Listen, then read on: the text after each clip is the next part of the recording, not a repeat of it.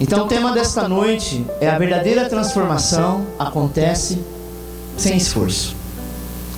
Segundo Coríntios capítulo 3, versículo 12, diz assim: tendo pois tal esperança, usamos de muita ousadia no falar.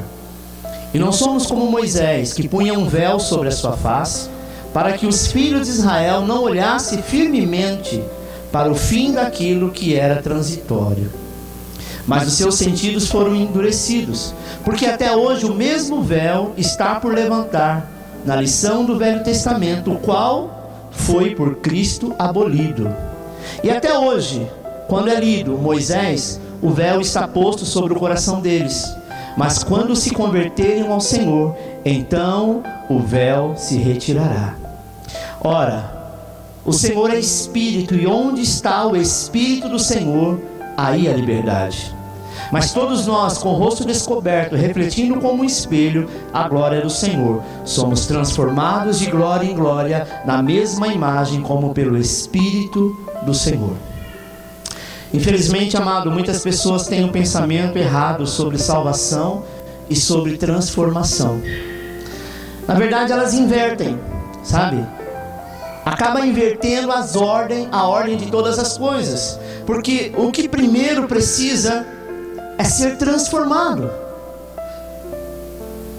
Primeiro precisa se esforçar. Isso é a mentalidade de todo ser humano, na maioria das vezes. Porque o ser humano sempre carrega uma culpa, dizendo: eu preciso fazer alguma coisa, eu preciso fazer a minha parte. Eu não sei fora do Brasil, mas o Brasil tem uma cultura que muitas pessoas diziam até que estava escrito na Bíblia: faça a tua parte que eu te ajudarei. Quantas vezes nós não ouvimos isso? Não é verdade? Porque só você fazendo a tua parte para Deus poder fazer a parte dele. Isso está incoerente. Porque Cristo morreu para que nós pudéssemos viver no descanso do Senhor. Você não é salvo, amado, porque você foi transformado. A pessoa que acabou de aceitar Jesus no leito de morte, que era um assassino, como era Paulo, na época Saulo, como foram tantos homens que na hora do leito da morte aceitou Jesus, não deu tempo de ter transformação, não deu tempo de mudar o coração dele. Mas se ele aceitou de todo o seu coração e reconhece que ele é o Salvador, ele foi salvo. Primeiro você é salvo, e uma vez que você foi salvo, Deus começa um processo de transformação na sua vida. Talvez você já viu alguma família em que tem 5 irmãos, 2 é uma bênção. É o orgulho do pai e da mãe. São educados, são estudiosos, são trabalhadores, são pessoas coerentes. Mas 3 são só a misericórdia. A educação foi a mesma para ambos, mas 2 seguiram o bom caminho, 3 seguiram o mau caminho. Será que a mãe ou o pai pode ficar preocupado, dizendo: aonde foi que eu errei? Nós sabemos, amado, que às vezes essas mesmas crianças que foram difíceis na sua adolescência, na sua infância, talvez até mesmo no momento da sua maturidade, um dia elas entendem e aprendem. E nunca é tarde para aprender. O que o Senhor te diz nesta noite é que você está num processo de transformação, porque você é filho amado. E é sobre isso que o apóstolo Paulo está falando aqui nessa mensagem de Coríntios. O primeiro tópico que Paulo fala é rosto desvendado.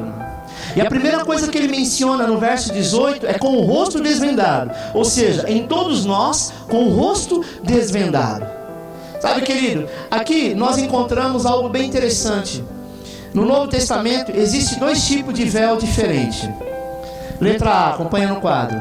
O primeiro deles, que é mencionado no livro de Hebreus, é o véu que ficava dentro do tabernáculo e era usado para separar o lugar santo. Havia uma cortina bem grande, e onde ficava a arca, que era o lugar santo, que só entrava o sumo sacerdote, alguém escolhido e alguém especial aos olhos de Deus, alguém santo na época da lei.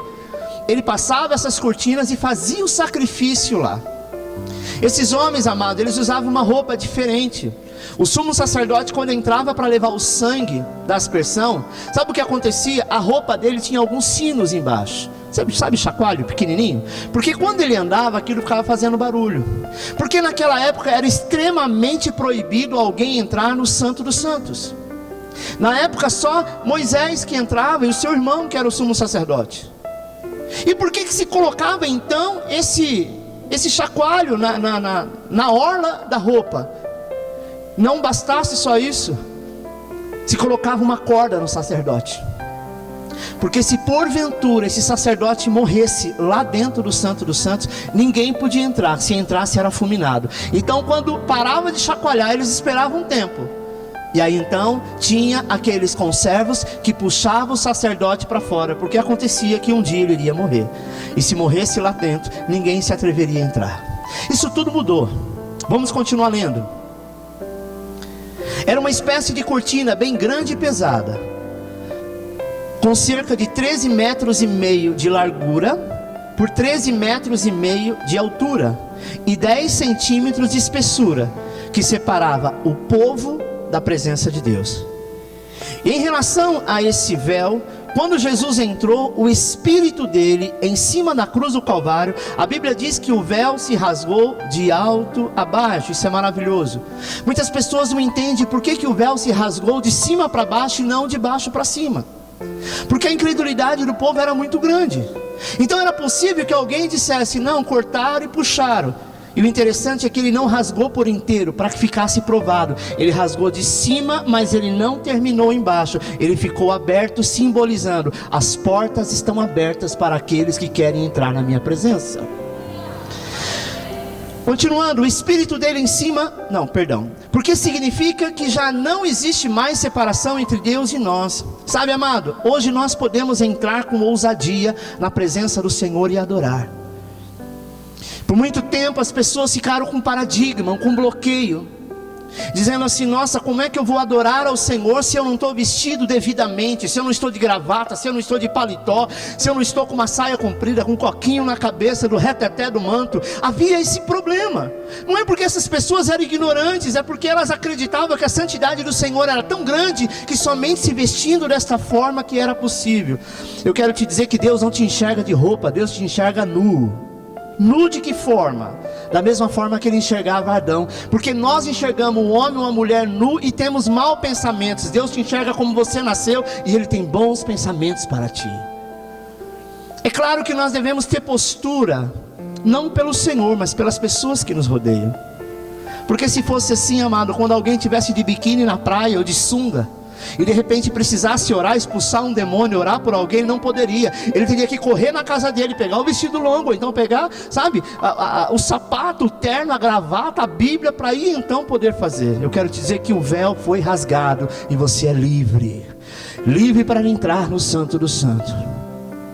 O segundo tipo que é mencionado, o segundo tipo de véu que é mencionado no Novo Testamento, é que na verdade o que Paulo está se referindo aqui em Coríntios é o véu que era colocado no rosto de Moisés. O Velho Testamento diz o seguinte: quando Moisés subia no monte para falar com o Senhor, ou dentro do tabernáculo, que o Senhor, a nuvem se movia para falar com Deus, o rosto dele ficava iluminado.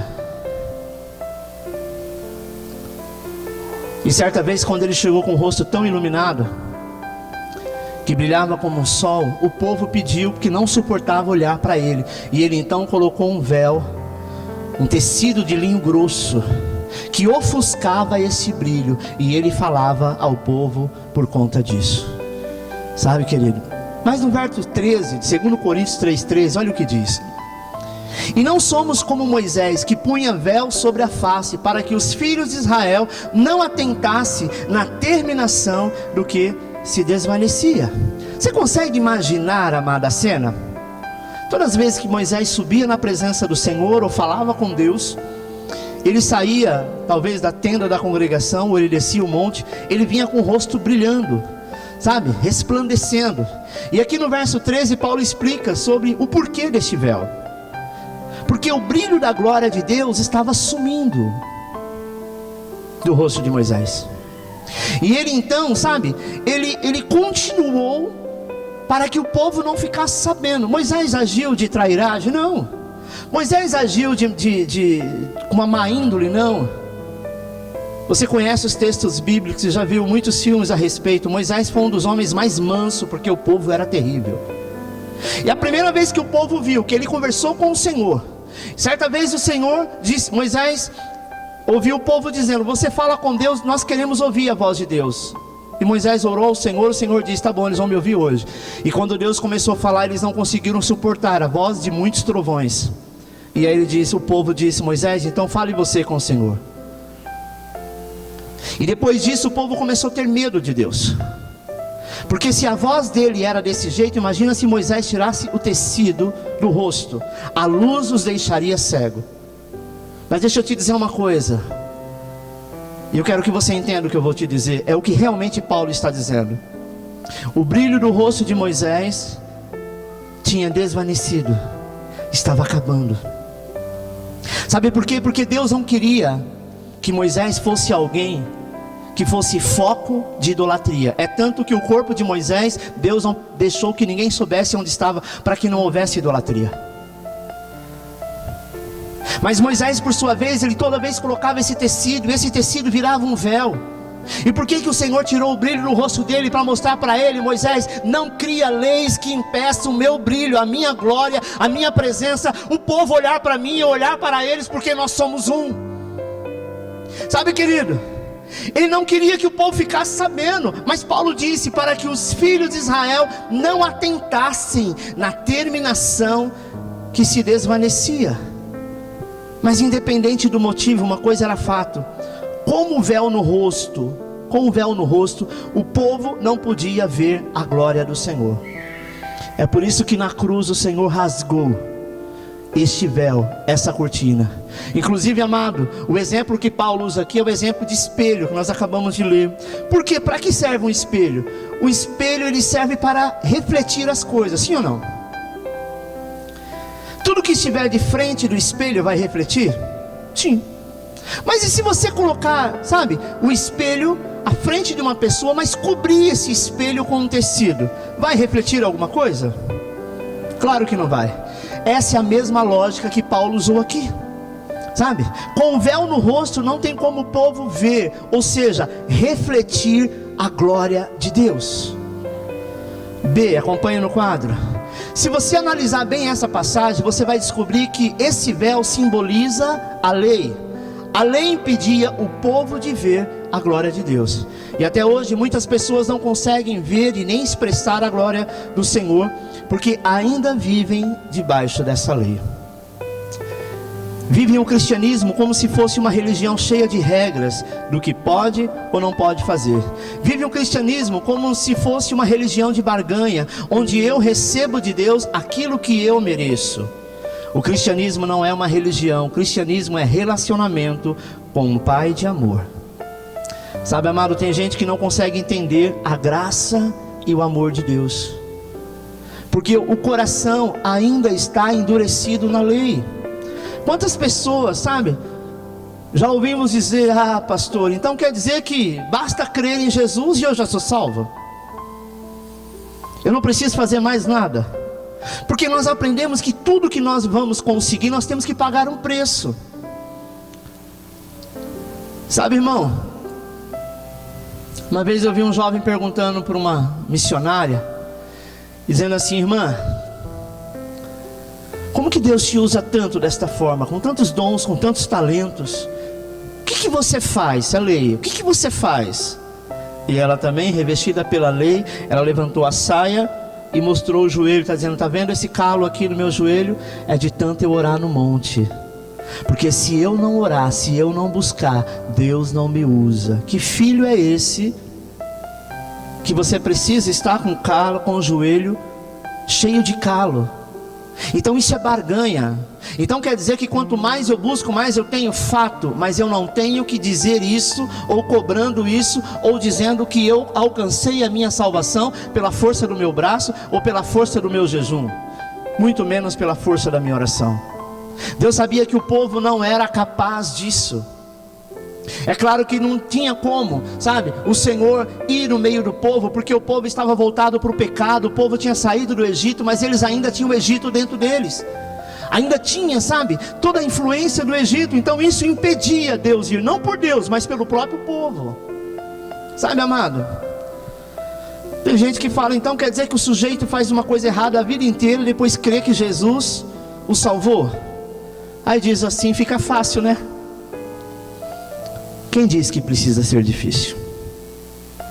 A vontade de Deus é que todos sejamos salvos e chegue ao pleno conhecimento da verdade.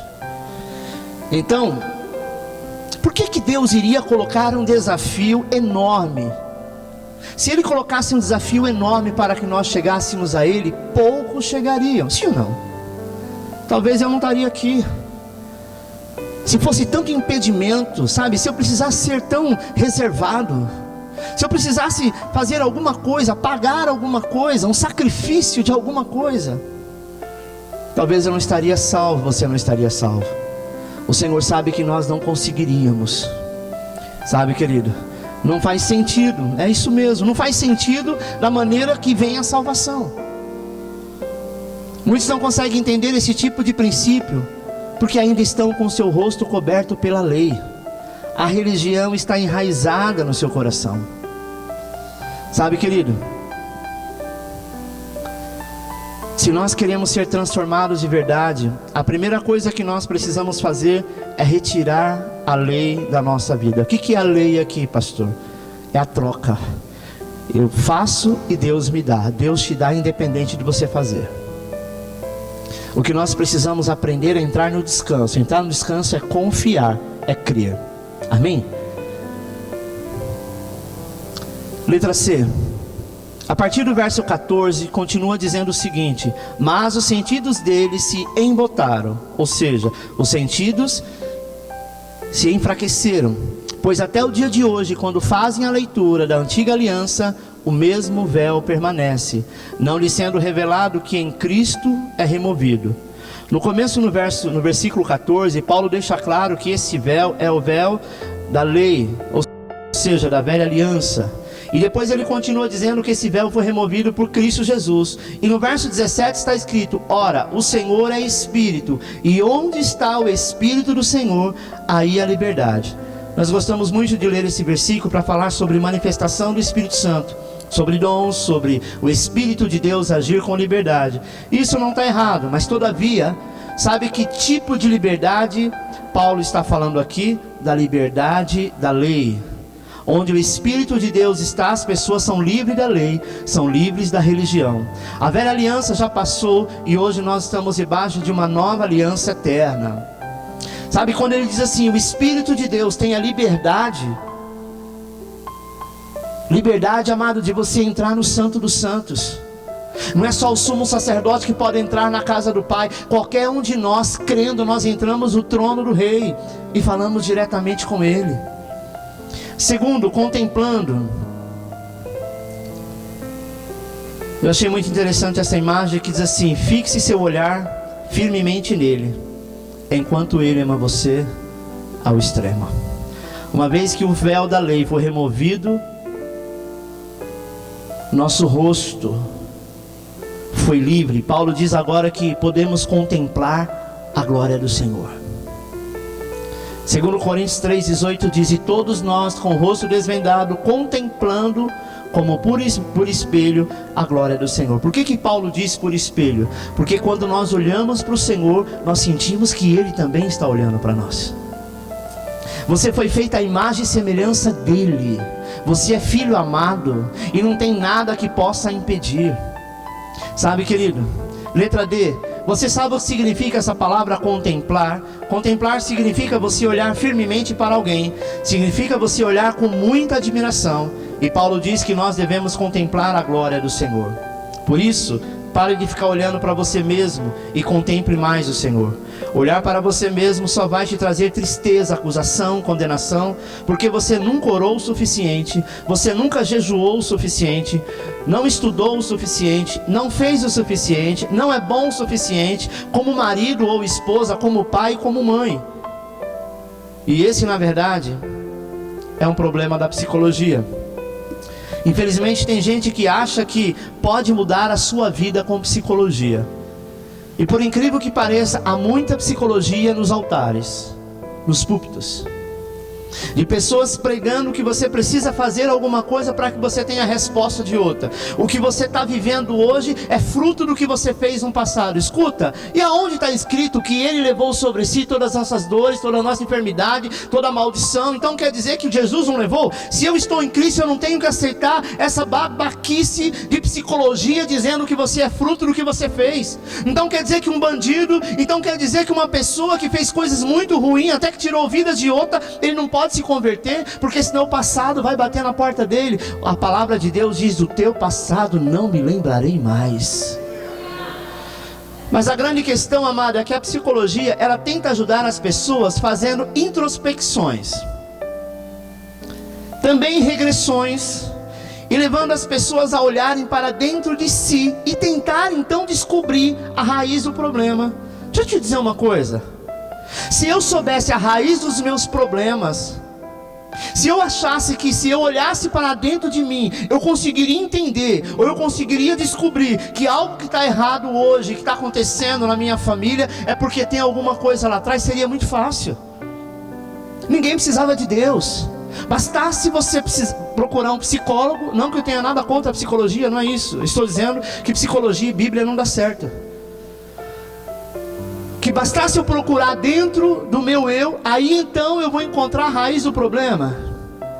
Sabe, amado, de um modo geral, a psicologia prega que os nossos problemas de hoje são resultado de coisas, de fatos que aconteceram no passado. E se você descobrir o que aconteceu no passado, aí ele pode ser mudado. Teve uma época que eu comecei com um negócio desse. Quando eu fiz meu primeiro seminário, eu tive algumas aulas de psicologia. Quando eu fiz a faculdade de teologia, também teve alguns momentos que nós precisamos estudar psicologia. E essa matéria cai. E aqueles que não estão preparados, eles entram pelo caminho da lei. O caminho que você tem que fazer alguma coisa para que Deus então venha te ajudar. Eu preciso descobrir aonde foi que eu errei. Ah, já sei, pastor, lá na minha infância aconteceu tal coisa e isso me traz um bloqueio. Algumas coisas é fato, é verdade, mas hoje você está em Cristo e não tem que aceitar esta maldição. Hoje não tem mais nenhum véu que te impede de olhar para Ele e Ele olhar para você. Você agora é livre. Tira isso da tua face, tira isso, porque o brilho do Senhor continua contigo, sabe? Porque a psicologia, amado, ela tenta fazer você olhar para você mesmo. E aí quando você olha para você e se sente transformado, letra E, olha o que diz no quadro: enquanto a Bíblia diz que nós somos transformados por contemplar o Senhor. É isso que Paulo está dizendo aqui para nós. A psicologia nada mais é do que o homem tentando mudar o homem. Mas sabe de onde vem a verdadeira transformação?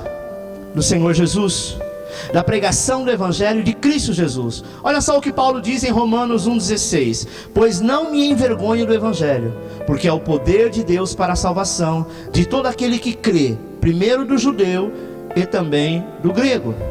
Essa palavra salvação aqui, no original grego, é a palavra sozo, e ela tem muito mais significado do que nós imaginamos. Quando você ouve a palavra salvação, você se lembra de quê? De condenação, de ser salvo do inferno.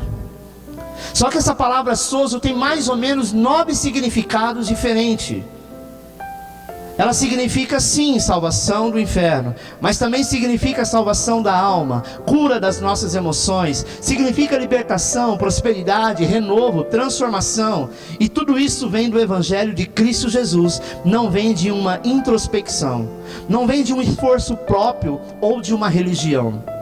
Mas então quer dizer que agora eu posso viver do jeito que eu posso viver de qualquer jeito e ignorar as coisas que estão erradas na minha vida? É claro que não. O que na verdade você tem que entender é que se tiver alguma coisa para ser mudada na sua vida, quem vai fazer isso é o Espírito Santo. É Ele que vai te dizer, é Ele que vai te mostrar. Você não vai precisar ficar preocupado com mais nada. Para de ficar se martirizando toda hora, avaliando: será que eu estou fazendo certo? Será que se Jesus voltar hoje eu estou salvo? Esse é o nosso problema, é que nós ficamos sempre nos martirizando, porque você não foi transformado como o irmão que está aí do teu lado. De repente o irmão que está aí do teu lado é uma bênção aos teus olhos. Você olha para ele e fala: meu Deus, esse é meu sonho de consumo, ser um crente desse jeito. E ele olha para você e diz assim: sabe de nada, inocente. Eu gostaria de ter um mínimo, um pouco da tua fé. Talvez você olhe para o pastor e fale: um dia eu quero ser igual a ele. Não queira, seja você mesmo, porque você é amado tanto quanto eu, e não importa os teus erros nem os meus, o Senhor é aquele que nos justifica de todos. Sabe, querido, será que tem algum pecado oculto em minha vida? Eu não sei. Pecado não tem nada de oculto, pecado é pecado. E até na hora que você vai pecar, o Espírito Santo fala: não faça porque é pecado, sim ou não? Ele te fala na hora. Mas você tem a liberdade de fazer ou não, e claro que isso tem algumas consequências. O padrão bíblico, amado, é o que está no Salmo 139, versículo 23. Esse é o padrão bíblico. Olha o que diz: sonda-me, ó Deus, e conhece o meu coração. Prova-me e conhece os meus pensamentos. Vê se há em mim algum caminho mau, e guia-me pelo caminho eterno. Quem que vai sondar o seu coração? É o próprio Deus. Mas tem gente que inverte esse versículo e diz assim: eu me sondo e me conheço. Eu vejo se há em mim algum caminho mau, e me guio para a igreja, para o caminho eterno. Você não tem poder de fazer nada, porque quando você tenta dar uma ajudinha para Deus, você começa a atrapalhar as coisas. Viva na presença dele e confia nele. Sabe, não somos nós que devemos nos sondar, é Deus que nos sonda. E à medida em que ele trouxe a sua luz, à medida que você tira o véu do teu rosto, porque Moisés ensinou isso, e Moisés ensinou isso lá na lei, lá para aquele povo que saiu do Egito. À medida que na cruz do Calvário ele rasga a cortina, que era o véu que separava o lugar santo do santíssimo lugar, ele diz assim: a porta está aberta, não existe bloqueio entre eu e você. Sabe, amada, à medida que ele traz a luz, você é milagrosamente transformada. 3.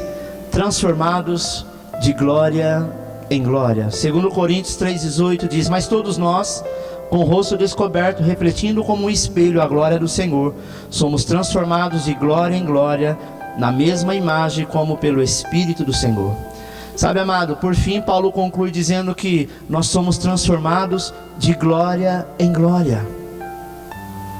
Marcos 4,26 diz assim: o reino de Deus é assim, como se um homem lançasse semente à terra. Preste atenção que você é desse jeito.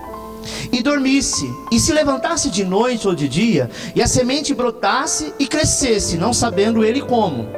Porque a terra por si mesmo frutifica, primeiro a erva, depois a espiga, e por último o grão cheio na espiga. Letra F. Jesus está contando aqui para nós uma parábola. A semente é a palavra de Deus, e a terra é o nosso coração. E aqui nós descobrimos a única coisa que nós temos que fazer, que é plantar, ou seja, lançar a semente na terra. E a Bíblia diz que no final a semente por si só vai germinar e crescer. Esse é o processo de transformação da sua vida. Você apenas precisa lançar a semente, crer, confiar. Quem vai fazer a transformação é o Senhor.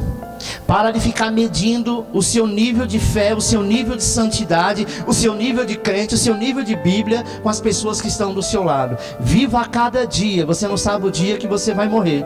Você não sabe o que vai acontecer com a tua vida. Eu só sei de uma coisa, que Deus tem o melhor para você. Sabe? Para de ficar medindo isso. Na velha aliança as pessoas tinham que se esforçar para mudar. A velha aliança as pessoas tinham que provar, sabe? Para os sacerdotes que eles estavam corretos. Ai do sacerdote se descobrisse algum erro. Lembra do caso da mulher adúltera? Pegaram aquela mulher adúltera no ato de adultério. Aquilo foi uma festa para o sacerdote, porque eles estavam varrendo a casa, eles estavam limpando o povo. Eles queriam que aquele povo morria tudo.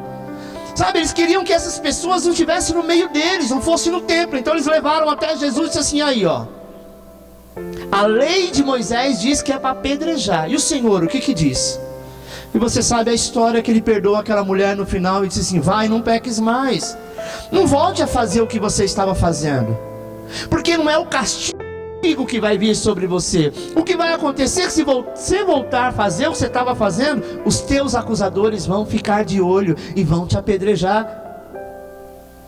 O que o Senhor diz para nós é o seguinte: a transformação vem do Senhor. Hoje você pecou, hoje você errou e você não se arrependeu. Mas vai chegar um momento que aquilo vai te fazer mal. Ele vai te convencer que aquilo não é bênção, que aquilo não vai te levar para lugar nenhum. Que bebida, que álcool, sabe? Que droga, que prostituição, isso não leva ninguém a nada. Ele vai mostrar para você que o mundo e a igreja não combinam. A única coisa que o mundo e a igreja combinam é quando a igreja tira o véu e fala para o mundo: você precisa de Jesus. Caso contrário, não se misture. Porque quando nós nos misturamos, nós comemos farelos de porco, como aconteceu com o filho pródigo. O que aconteceu com o filho pródigo? Ele desejou o mundo. Quando ele volta, o pai ignora ele? Não. O pai amaldiçoa ele? Não. Mas ele colheu semelhante àquilo que ele mesmo plantou. Agora, meu irmão, você está na casa do Senhor. Mesmo algumas pessoas estão um pé lá e outro cá, saiba que os seus pés precisam estar firmados nele, porque a glória dele quer refletir o seu rosto. Hoje, amado, o que nós precisamos fazer é encher o nosso coração com a palavra de Deus e contemplar o Senhor. Quando você menos esperar, a sua semente vai germinar e você será totalmente transformado. Sabe, amados, eu não sei como aconteceu, mas eu sei que eu era uma pessoa totalmente diferente. Tenho muita coisa para mudar, muita, e a cada dia eu tenho aprendido mais. A cada dia o Senhor me convence de algumas coisas que precisam ser mudadas. Tem coisas que meus filhos já me falaram, a minha esposa já falou, mas eu não mudei. Você também é assim, não é? Tem coisas que a gente não muda, porque a gente fala: não, esse é meu jeito de ser, esse é meu estilo de vida, é assim que eu sou. Mas quando o Senhor nos convence dessa mudança, a primeira coisa que acontece é a transformação. Esse é o cristianismo do Novo Testamento, sabe?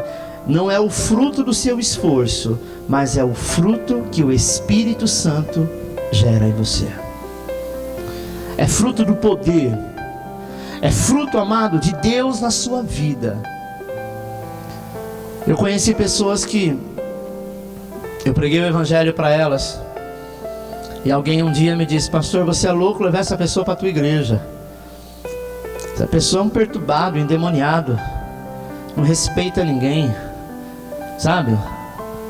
Afrontava pai, afrontava mãe, afrontava todo mundo. A última palavra é a dele. Eu disse assim: essa pessoa vai ser um dia diácono na minha igreja. E ele foi. E um dia essa pessoa tentou me bater. Fui repreendê-lo por alguma coisa que estava acontecendo, e ele, furioso, e olhei para a cara dele e disse assim: olha, você está saindo dessa porta, está dizendo que não volta mais. Eu vou te dizer muito mais. Você volta e você vai ser um líder de excelência. Passaram algum tempo e a palavra se cumpriu. A semente foi lançada e ele frutificou. Então não tenha medo de falar da palavra. Não tenha medo de olhar para as pessoas, mesmo quando elas olham para você e falam: mas quem é você falar dessa forma comigo? Quem é você para falar de Deus? E começa a apontar o seu passado. Não é a pessoa, é o diabo que coloca isso no coração dela, para tentar calar a sua boca. Então continue falando, porque a palavra que sai da tua boca é semente que vai germinar. É semente que vai trazer transformação. E a partir do momento que você começa a liberar palavras para as pessoas, Deus vai falando contigo, e você também vai sendo transformado de glória em glória. Sabe, amado? É Ele que opera em nós o querer e o realizar. Isso vai acontecer dia após dia, glória em glória. Você vai perceber essa transformação do Senhor na sua vida. Letra G. Nós não estamos aqui para fazer introspecção, olhar para nós mesmos. Nós estamos aqui para contemplar aquele que deu a vida para nos salvar. Nós estamos aqui para contemplar o Deus de amor, que nós temos a ponto de entregar o que Ele tinha de mais precioso por cada um de nós. Nós estamos aqui para contemplar a glória do Senhor e dessa forma sermos transformados. Algumas pessoas dizem que nós precisamos conhecer a nós mesmos, mas olha o que a Bíblia diz em João 17:3, que a vida eterna é esta, que te conheçam a ti, o único Deus verdadeiro, e a Jesus Cristo, a quem enviaste. Amém? Você precisa conhecer aquele que te enviou. É Ele que te dá respaldo, é Ele que te sustenta, é Ele que provê na sua vida. Então, amado, a verdadeira transformação não acontece pelo teu esforço, porque quanto mais você se esforçar, quanto mais você correr, quanto mais você tentar fazer, nada vai acontecer. Amém? Feche os teus olhos. Eu quero orar por você, soberano Deus e eterno.